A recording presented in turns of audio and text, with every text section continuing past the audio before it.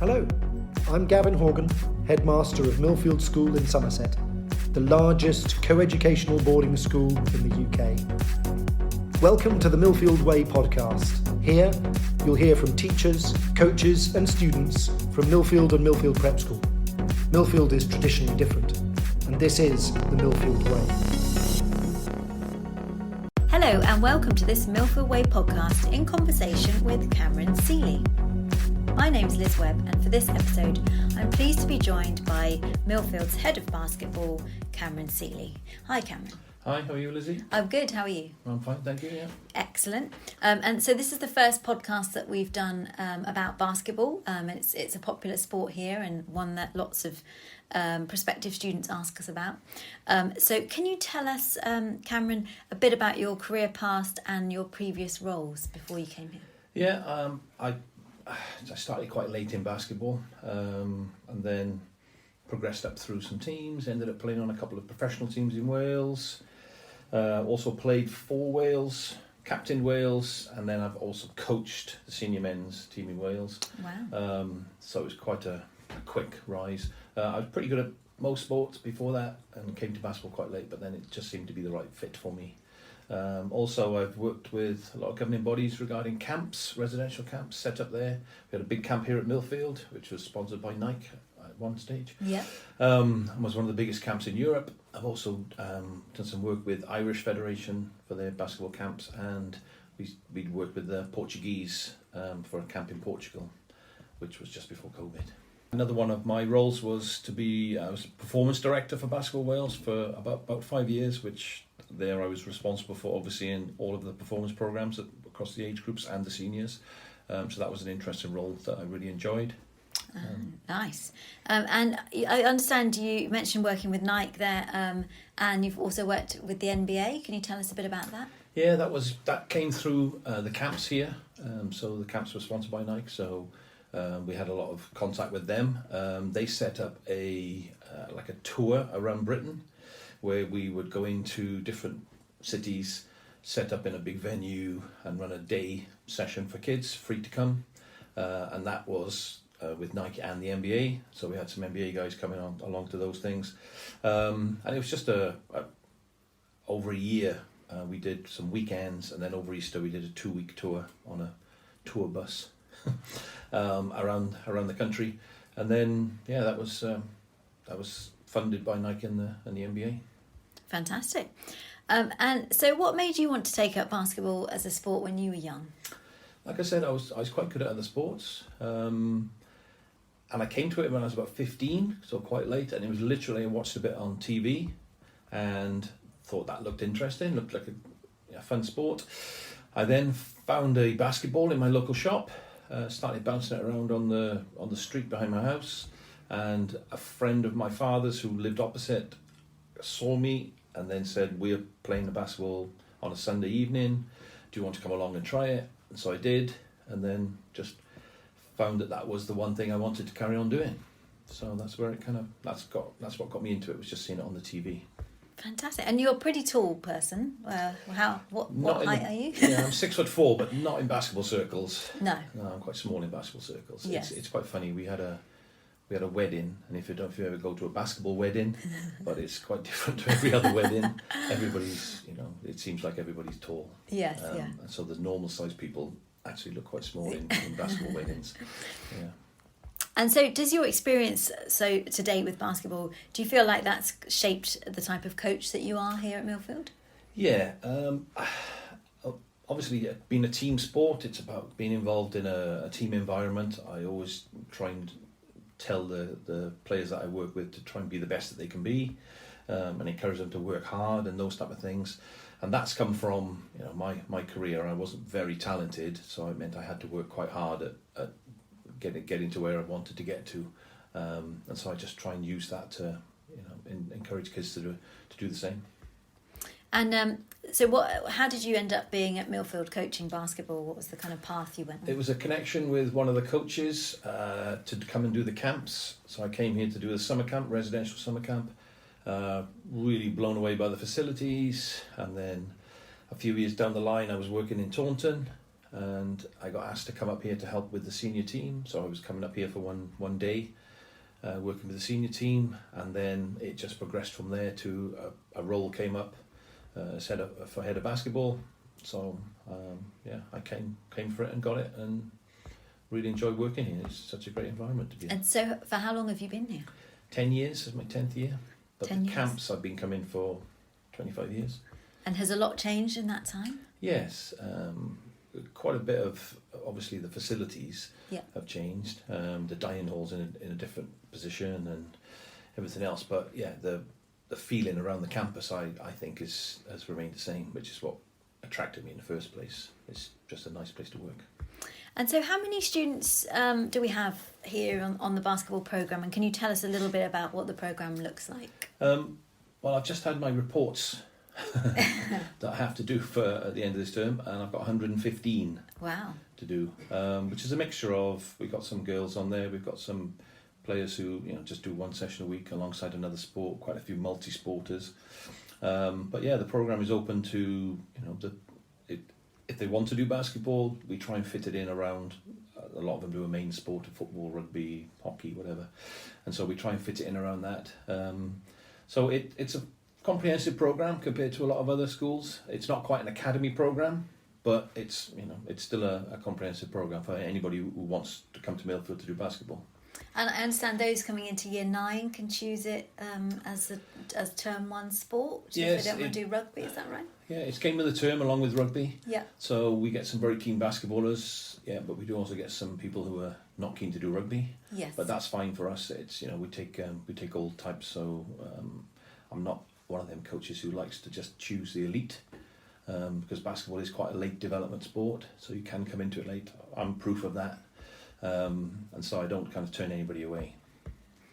And so 115 now on the programme at the moment. Is that a number that's grown over the years? Yeah, definitely. I'm still trying to get a girls' programme alongside their other games options. Mm-hmm.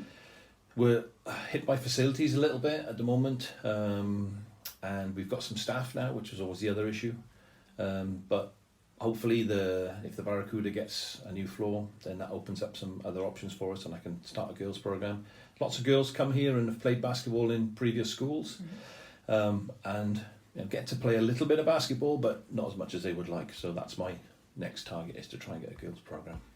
And in terms of the kind of basketball scene in the UK, do you think it's grown in popularity in recent years across the sector, or it's very big in state schools, not so big in the private sector. I think they're a bit more traditional with their offerings, but I think that's changing now with a lot of international students coming, because they are not traditionally rugby players or hockey players or whatever, so we get more and more foreign students asking to play basketball. So I think that is changing even in the private sector. It's been one of them that's been knocking on the door ever since I've been playing. It's always about to burst into a huge sport, but it's quite difficult. And so it's got a place. It's very well participated in, particularly inner city areas. So there's plenty of kids playing basketball, and I think it's the second most played sport to football. Oh wow! In a lot of areas. Yeah. So I think it may get a little bit bigger, but the professional game at the moment is not great. So it doesn't give the kids the avenue to really go on and be a professional basketball player in this country, which is difficult. And you've got to be pretty fit to be a basketball player, haven't you? You're yes. Sprinting up and down the court. Yes. I did it a little bit at school when I was young. Really enjoyed it, but you've got to be super fit. Yeah, it's one of them sports. I like that. When I played football, rugby, lots of other things, and I liked the intensity of it. That's why we can sub 5 and 5 off, because it's a short, sharp burst of energy, which I like. It suits me, or suited me, not anymore. So the tempo's pretty good, in terms of getting up and down. So you have to be quite fit. The court's quite small compared to a rugby pitch or a football pitch, but everything is done, at full speed. So it does get quite tiring, yeah. And do the students enter any competitions? How often do they get to compete against other schools? Yeah, so we're in quite a few competitions. We're in the National Schools competition with 14, 16s and 19 boys. Also, there's a private school, independent school section, which is held Southwest Winter League, which is 9 teams from around the Southwest. So that runs up to Christmas, so that gives us some fixtures as well. And then we're in a club league as well for 14s and 16s, which we play against clubs on the weekends, which is great because we just can't get enough fixtures with schools, so we end up playing against clubs. But we're competitive, so it's a good outlet for them. And so how many teams do we have across the school? So we have under 14s, under 15s, under 16s and under 19s, all boys at the moment. And we do have quite a number of girls, so I am looking to get them a couple of fixtures, potentially this, if not this term, next term. But that's the number of teams that we have. And a squad is usually made up of how many? 15, 20. We've got 20-something in our senior squad at the moment. A team is 10, so but I like to share it around a little bit, so yeah, most people get to play, particularly at the younger age group. We have a lot of guys in the Year 9 group who've never played basketball before, never played a basketball game before, and we put them in the team and let them have an experience of representing the school. So I think it's important at that age. And those that may come to the school with more basketball experience that perhaps want to take it further, what opportunities do we have for them? We have links to external clubs. So there's a link to Hewish Tigers, which is in Taunton. We're under 16s, we've got under 16s and under 19s players who travel down and train with those and play in the English National League on the weekends. So that's a higher standard. Yep. So that gives them another outlet for those guys who are at that level. Yeah, fantastic. And who else works alongside you? I'm sure you don't do it all by yourself. No. I've got Charlie Cusden, who has come to the school recently in the last couple of years. He helps me with coaching the teams and getting stuff organised, etc. He's trying to develop his coaching skills and his refereeing skills, so he's quite into his basketball. He played a little bit when he was younger. And then we've got Ellie Joss, who again has come fairly recently to the school, 2 or 3 years. Ellie helps out with the Year 9 programme and also goes down to the prep school to do some sessions down there, trying to keep the link with our prep school. And she does a great job down there, and that inspires the kids when they come up to Year 9. They can't wait to come and play basketball in Year 9. And then I've got Chloe Sinton, who helps out with the Year 9 group and also does quite a bit of the admin side of it. Fantastic. And do we have any success stories from Millfield basketball? Anyone's got Yeah, to do? quite a number of years ago we had a guy who left here and went to play professionally in the BBL, which is the professional league over here. And more recently we have a lot of guys going on to play for uni. Yeah. So guys captain Bath Uni basketball, which is good standard. Yeah. Different universities. The big thing is going to the States for any basketball player. And a couple of years ago we had a guy who went to the States and has just signed for Utah University in Division 1 NCAA, Fantastic. which is a really big. That's the best standard you can play in college basketball. So that's really good. We don't get many of those guys, but the pathway is there for them if they want it. We send other kids to high schools in the States as well. So the pathway's there if we get those guys who are really keen. Yeah. And in your experience, what would you say makes a good basketball player? What are the kind of the characteristics or the skills that you're looking for? How long have you got? I think it comes down to a couple of things really. It's being able to be coachable is a huge one. Not coming in with an ego, thinking you're better than you are, and listen to the coaching, any advice that they're giving you, and try and listen and learn and execute what they're telling you. That's a big one. And also take responsibility yourself. Don't rely on the coach to teach you everything. There's lots of resource online now that you can get, and go and shoot on your own. Take some opportunities to get into a gym or do some physio work, some physical work. Work on your shot, your ball handling. There's all the skill factors that there's a lot to learn in basketball, and you can improve a lot by taking responsibility in your own time. So I'd say, be coachable and don't rely on other people to do it for you.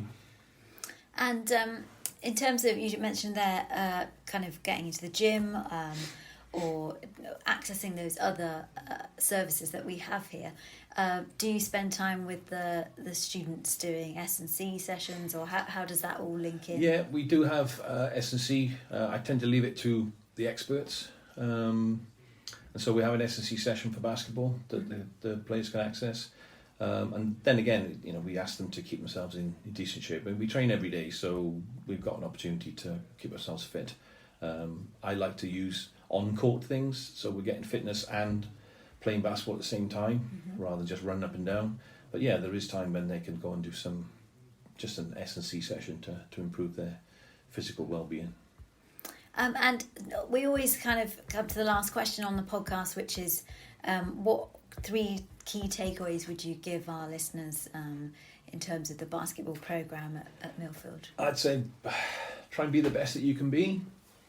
Give yourself the best chance of that. So it is things like look after your diet, look after your sleep patterns, get some, look after your body in terms of getting some physio if you're injured, or resting, stretching, do a few different exercises as well in terms of sports, or maybe go for swimming and running. So be the best that you can be and give yourself that chance. Just practicing a bit of basketball and not looking after those things, then you're not going to give yourself the best chance. So I'd say, look at it as a whole thing. Second thing would be follow your own journey.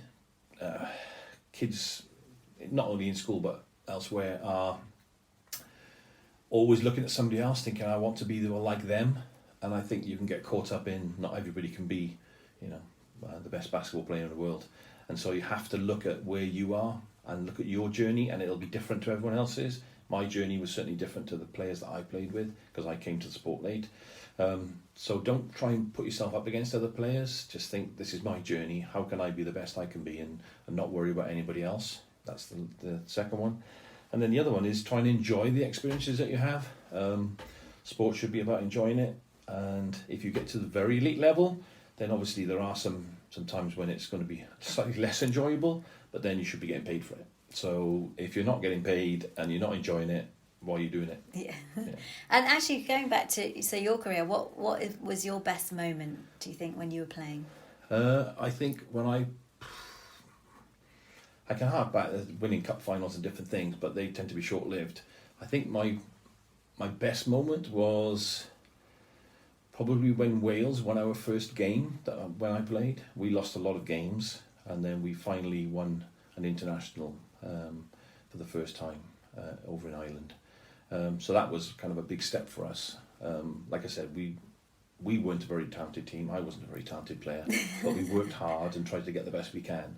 And yeah, we came up with a win. So that was big. After a lot of losses, it was nice to get our first win.